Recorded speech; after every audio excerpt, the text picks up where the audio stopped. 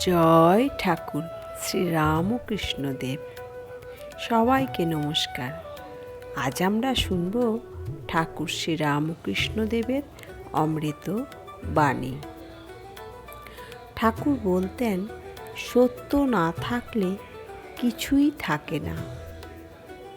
মিথ্যা দিয়ে বাড়ি বানালে একদিন তা ভেঙে পড়বেই। আমরা অনেক সময় বাইরে যত্ন নিই, কিন্তু ভেতরের সত্যকে চাপা দিই। আর ঠাকুর বারবার মনে করিয়ে দেন, যে সত্য কথা বলে, যে সত্য পথে চলে, ঈশ্বর তার কাছে থাকেন। ঠাকুরের জীবনে সত্য ছিল সবচেয়ে বড় সাধনা।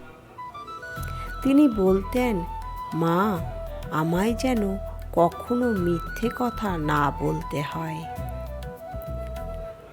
এই প্রার্থনা, এই ভয় যেন মিথ্যার থেকে ঈশ্বরকেই বেশি ভয় করতেন তিনি।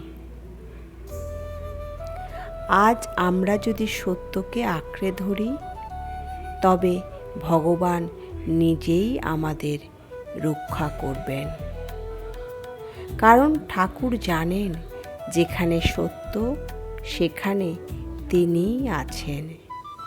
জয় ঠাকুর শ্রী রামকৃষ্ণদেব।